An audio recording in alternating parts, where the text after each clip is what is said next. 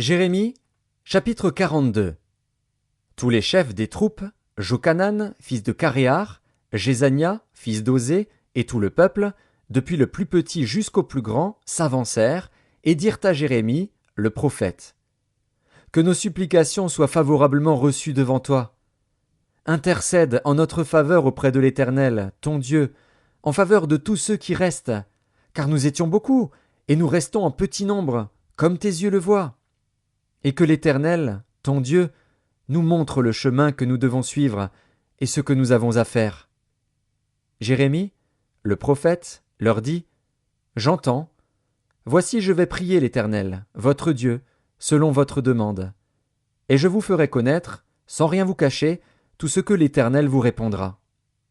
Et ils dirent à Jérémie: Que l'Éternel soit contre nous un témoin véritable et fidèle, si nous ne faisons pas tout ce que l'Éternel, ton Dieu, te chargera de nous dire. Que ce soit du bien ou du mal, nous obéirons à la voix de l'Éternel, notre Dieu, vers qui nous t'envoyons, afin que nous soyons heureux, si nous obéissons à la voix de l'Éternel, notre Dieu. 10 jours après, la parole de l'Éternel fut adressée à Jérémie.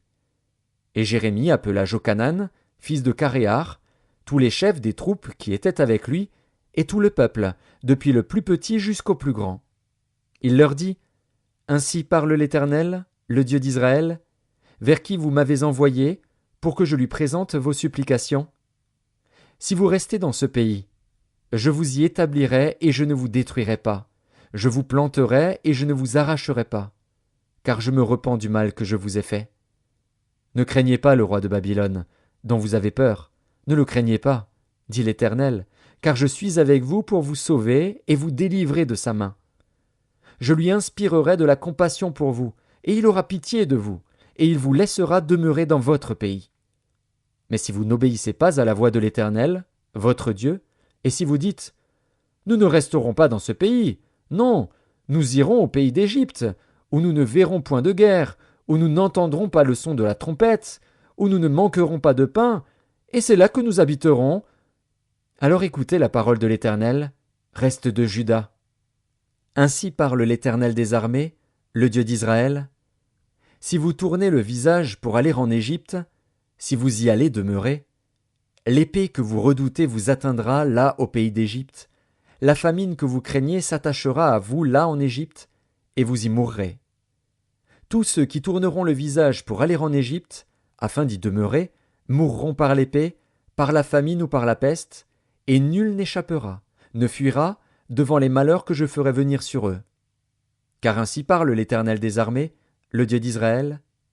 De même que ma colère et ma fureur se sont répandues sur les habitants de Jérusalem, de même ma fureur se répandra sur vous, si vous allez en Égypte. Vous serez un sujet d'exécration, d'épouvante, de malédiction et d'opprobre, et vous ne verrez plus ce lieu. Reste de Juda, l'Éternel vous dit: N'allez pas en Égypte. Sachez que je vous le défends aujourd'hui.